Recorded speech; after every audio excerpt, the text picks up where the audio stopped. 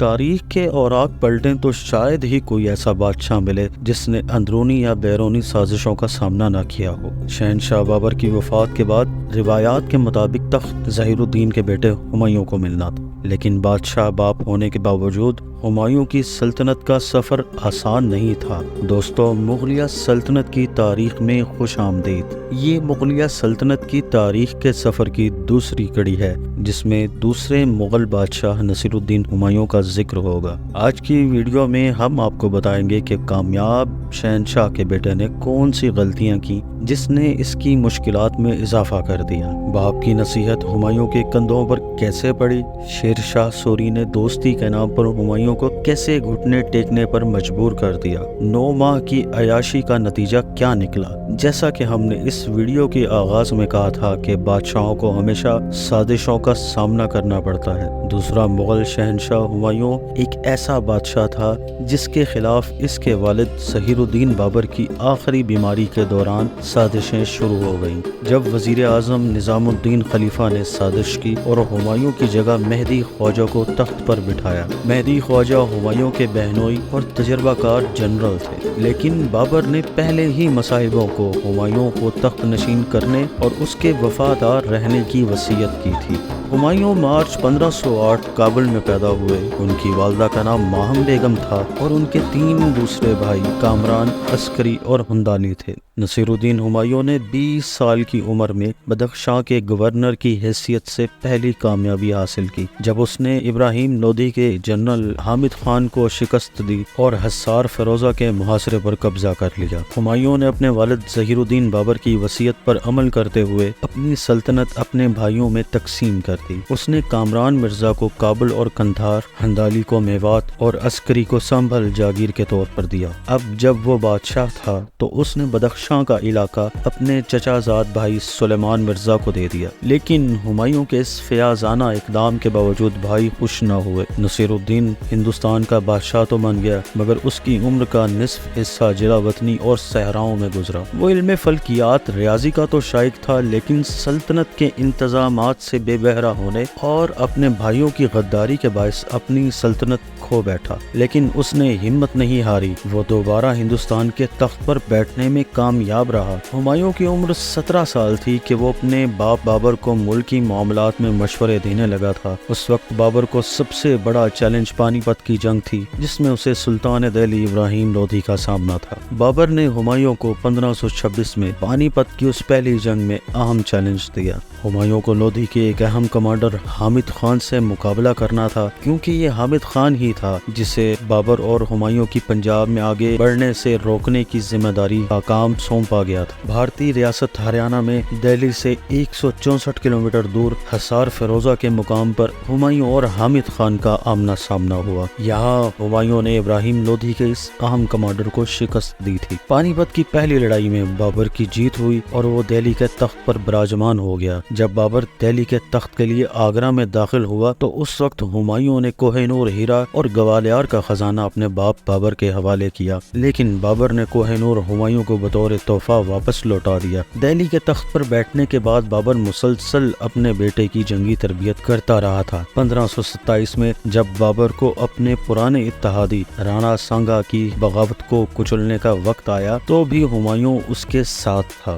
یہ جنگ کنواہا کی جنگ کہلاتی ہے جس میں بابر نے رانا سانگا کو شکست دی تھی۔ 1528 20 سال کی عمر میں ہمایوں کو بدخشاں کا گورنر مقرر کر دیا گیا۔ اس کی جنگی خدمات کے صلے میں بابر نے اسے حصار فیروزہ کی جاگیر دی۔ اس جاگیر کو تحفے میں دینے کا مطلب یہ ہوتا تھا کہ اب وہ بطور ولی عہد حکومتی معاملات میں اپنی رائے اور خدمات سر انجام دے سکتا ہے۔ دسمبر 1530 کو بابر بادشاہ نے آگرہ میں وفات پائی اور اس کے 3 دن بعد ہمایوں کی رسم تخت نشینی ادا کی گئی۔ وہ دوسرا مغل حکمران تھا جو دہلی کے تخت پر بیٹھا۔ اس موقع پر سونے سے بھری ہوئی کشتیاں لوگوں میں تقسیم کروائی گئیں۔ ہمایوں کے تخت نشین ہوتے ہی نظام سلطنت میں استحکام آنے لگا تو بغاوتوں کی صدائیں گونجنے لگیں، کہیں اس کے بھائی تو کہیں بابر کے فوج کے اعلیٰ افسران اس کے مخالف کھڑے ہو گئے۔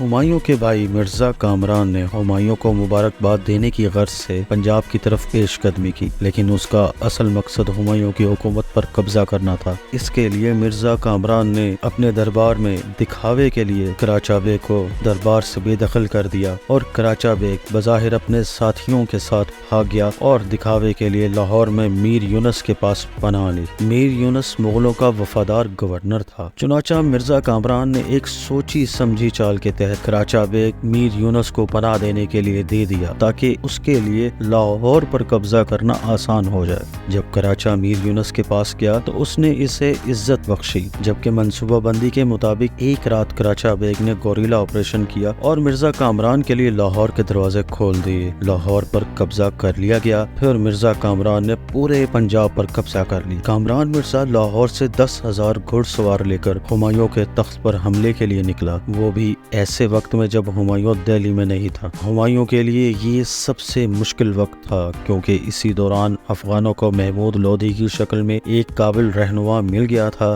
گجرات کے بہادر شاہ اور بنگال کے نصرت شاہ بھی تخت پر قبضہ کرنے کے خواب دیکھ رہے تھے، اور اسی طرح راجپوت دوبارہ ایک طاقت بن کر ابھر رہے تھے۔ صورتحال کو دیکھتے ہوئے ہمایوں نے فیصلہ کیا کہ راجپوتوں سے اتحاد کرنا ہی بہتر ہے۔ اس نے میواڑ کے حکمران رانا سانگا کے دربار میں دوستی کا معاہدہ بھیجا اور رانا سانگا کی بیوی کرتا دیوی کو راکھی بھیج کر اپنی بہن بنایا۔ رانا سانگا کا انتقال ہوا تو گجرات کے سلطان بہادر نے اپنے دوست سلطان مظفر کے ساتھ مل کر ریاست چتوڑ پر حملہ کیا۔ اس موقع پر رانی کرتا دیوی نے ہمایوں کو ایک خط لکھا جس میں اس نے اپنی بہن کی مدد کرنے کو کہا۔ ہمایوں جو اس وقت بنگال جا رہا تھا، اپنی بہن کے بلانے پر اس نے بنگال کی مہم کو ترک کر دیا اور راستے میں ہی میواڑ کی طرف روانہ ہو گیا۔ رانا بکرم جیت جو اس وقت میواڑ کا حکمران تھا، رانا سانگا کا بیٹا تھا اور محمود خلجی کے ساتھ جنگ میں مصروف تھا۔ میواڑ کی راجدھانی چتوڑ میں کوئی اہم جنرل نہیں تھا، اس لیے رانا بکرم جیت کی ملکہ رانی جواہر بائی نے فوج کی کمان سنبھالی۔ اسی حالت میں ہمایوں لشکر لے کر وہاں پہنچا۔ جب مظفر شاہ کو ہمایوں کی آمد کی خبر ملی تو وہ واپس گجرات بھاگ گیا۔ ہمایوں نے گجرات تعقب کیا اور فتح کر لیا۔ اسی دوران رانا بکرم جیت نے محمود خلجی کو شکست اور پھر چتوڑ پہنچ گئے۔ جب ہمایوں چتوڑ واپس آیا تو اس نے رانا بکرم جیت کی کمر کے گرد تلوار باندھی، جو اس کی مضبوط دوستی کا ثبوت تھی۔ کامران مرزا سے لڑائی ایسے وقت میں ہو رہی تھی جب وہ روہتاس میں ایک ایسے باغی سے لڑ رہا تھا جو کبھی اس کے باپ بابر بادشاہ کا ملازم رہا تھا، لیکن ایسے میں دہلی میں اس کے کمانڈر فخر الدین علی نے کامران مرزا کے حملے کو ناکام بنا دیا تھا، جس کے بعد کامران مرزا شکست خوردہ ہو کر لاہور واپس جا چکا تھا۔ وہ تو واپس چلا گیا، لیکن ہمایوں شیر خان سے مسلسل شکست کھاتا چلا گیا۔ شیر شاہ سوری نام کا ایک پٹھان سردار، جس کا اصل نام فرید خان تھا، وہ ظہیر الدین بابر کے زمانے میں مغل فوج میں خدمات انجام دے چکا تھا اور وہ ہمایوں کی کمزوریوں سے واقف تھا۔ اس نے ہمایوں کو پیغام بھیجا، میں مغلوں کا پرانا نمک خوار ہوں، مجھے شہنشاہ سے کوئی خطرہ محسوس نہیں ہونا چاہیے، لیکن مجھے امید ہے کہ شہنشاہ میری سرپرستی کرے گا، اور اس پیغام کے ساتھ 500 کا دستہ بھیجا جو کہ اس کے بیٹے قطب خان کے ماتحت ہمایوں کی فوج میں شامل ہوئے۔ ہمایوں خوش تھا، اس لیے جشن کا اہتمام کیا گیا۔ اس 1.5 سالہ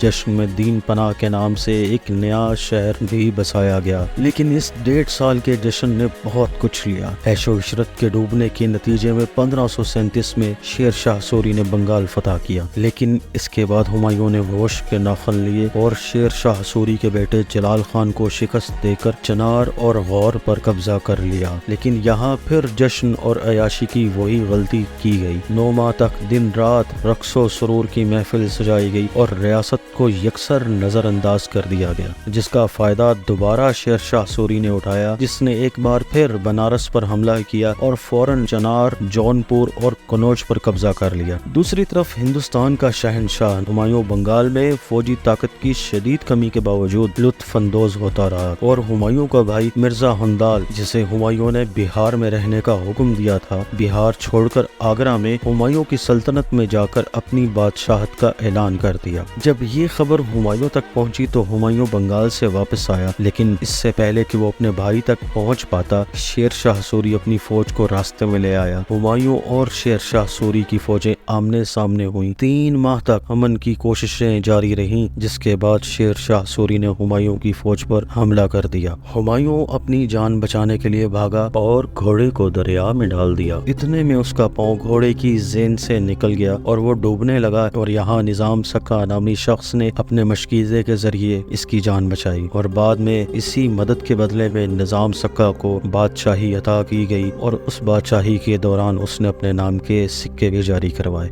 हुमायूं शेर शाह सूरी से फरार होकर आगरा पहुंचा। उसके भाई मिर्जा कामरान ने 20,000 फौज के साथ उसकी मदद के लिए आने की पेशकश की, लेकिन हुमायूं ने अपने भाई पर भरोसा नहीं किया। चुनाचे मिर्जा कामरान वापस लाहौर चला गया। हुमायूं ने फिर 40,000 फौज जमा की और शेर शाह सूरी से तसादम किया, लेकिन एक बार फिर शिकस्त खाई। अब शेर शाह सूरी को कोई नहीं रोक सकता था और उसने दिल्ली पर कब्जा कर लिया। हुमायूं दिल्ली का तख्त छोड़कर ईरान में जिला वतन हो गया और शेर खान ने हिंदुस्तान की हुकूमत संभालकर सल्तनत सौर की बुनियाद रखी और खुद शेर खान से शेर शाह सूरी का लक़ब इख्तियार कर लिया। अब जिला वतन हुमायूं का बराह रास्त मुकाबला शेर शाह सूरी के साथ था। शेर शाह ने कुछ छोटी लड़ाइयों में हुमायूं को शिकस्त दी, यहाँ तक कि हुमायूं दरियाए रावी पार करके दर की ठोकरें खाने लगा। ये उसके लिए बहुत मुश्किल का वक्त था। इसी दौरान उमरकोट के मुकाम पर उसके बेटे अकबर की पैदाइश भी हुई।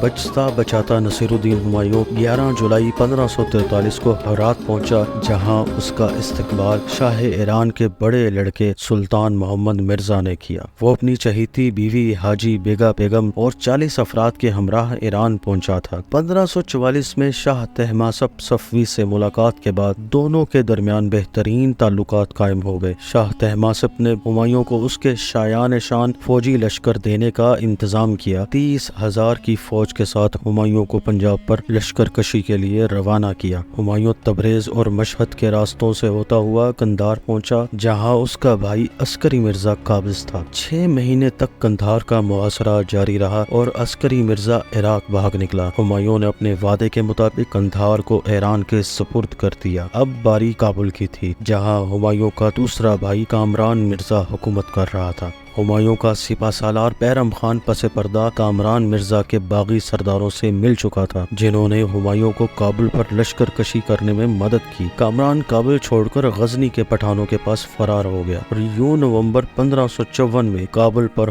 हुमायूं का कब्जा हो गया। लेकिन कामरान मिर्जा, जो हुमायूं का सुतेला भाई था, बगावतों से बाज न आया। वो पलट कर वार कर रहा था। आखिर हुमायूं ने उसे गिरफ्तार कर लिया और उसकी आंखों में सिलाई फिरवा कर उसे अंधा किया और हज के लिए भेज दिया। वहीं उसका इंतकाल हुआ। लाहौर के करीब जो कामरान की बारादरी है, वो उसी हुमायूं के भाई कामरान मिर्जा की बनवाई हुई है। 1554 में ही हुमायूं हिंदुस्तान पर लश्कर कुशी के लिए काबुल से रवाना हुआ। पंजाब पहुंचते वक्त उसकी फौज 15,000 से ज्यादा नहीं थी, लेकिन हुमायूं के अज़म में कोई खलल न आया। वो पेशकदमी करते हुए मुल्तान पंजाब के दरमियान शेर शाह सूरी के तामीर करदा कला रोहतास पर काबज हो गया और फिर देपालपुर और दूसरे शहरों पर भी कब्जा करता चला गया और 22 फरवरी 1555 को वो पंजाब का हाकिम बन गया। अब सिकंदर शाह सूरी दिल्ली से 80,000 घुड़सवार फौज और बहुत सी तोपों और हाथियों के हमरा खुद मुकाबले के लिए निकला। 18 जून 1555 को सरहिंद के मुकाम पर दोनों फौजों के दरमियान फैसला कुन जंग लड़ी गई, जिसमें आइंदा 300 साल तक हिंदुस्तान की तारीख का फैसला कर दिया गया। नौजवान शहजादा अकबर बहादुरी से लड़ा और इस खून रेज जंग में सिकंदर शाह सूरी मैदान जंग से फरार होकर शिवालक की पहाड़ियों की तरफ चला गया और हुमायूं ने दिल्ली और आगरा की तरफ मुगल फौज के दस्ते रवाना कर दिए। 15 साल की तवील जिलावतनी के बाद 23 जुलाई 1555 को हुमायूं दिल्ली में दोबारा बाबर के तख्त पर बैठा, मगर अब की बार ये खुशी और कामयाबी चंद रोज ही बाकी रह सकी। वो जनवरी 1556 को अपने नए तामीर करदा कले दीन पना में कुतुब खाने की बालकनी में चहल कदमी करते हुए दरिया की तरफ से आने वाली ताज़ा हवा में सांस लेने के लिए बैठ गया। सामने खुला मैदान था, मगर इल्म फल्कियात का शौक रखने वाला ये शहनशाह सियारा ज़ोहरा के तुलू होने का मंजर देखने के लिए बेताब था। जैसे ही नमाज मगरिब का वक्त हुआ, वो नीचे उतरने और नमाज अदा करने के लिए सीढ़ियाँ उतरने लगा। मुअज्जिन ने अजान देना शुरू की तो हुमायूं अजान का जवाब देने के लिए ठहर गया। इस गर्ज से दूसरी सीढ़ी पर बैठा ताकि आजान मुकम्मल होते ही नीचे उतरे। मुअज्जिन अजान दे चुका तो वो छड़ी की मदद से उठा जिसे वो अमूमन हाथ में रखता था। उस छड़ी का नुकीला हिस्सा संगे मरमर की सीढ़ी से फिसल गया और हुमायूं सीढ़ियों से होते हुए सर के बल नीचे गिर गया। उसे बेहोशी की हालत में बिस्तर पर लटा दिया गया। कुव्वते गोयाई जवाब दे गई और वो जख्मों की ताब ना लाते हुए 48 साल की उम्र में दिल्ली में इंतकाल कर गया। हुमायूं ने दिल्ली में एक मदरसा भी बनवाया और ये वही जगह है जहां आज हुमायूं का मकबरा है। हुमायूं जिंदगी में अपने नाम की तरह खुश नसीब नहीं था। उसने सारी जिंदगी ठोकरें खाई, अपनों की बेवफाई की ठोकरें खाई और दुश्मनों की ठोकरें खाकर 14 साल की जिलावतनी भी मुकद्दर बनी। लेकिन उस आखिरी ठोकर को कुछ लोग हुमायूं की खुशकिस्मती समझते हैं। उसकी कब्र पर उसके बेटे जलालुद्दीन मोहम्मद अकबर ने एक शानदार मकबरा तामीर करवाया जिसे आज मकबरा हुमायूं के नाम से जाना जाता है।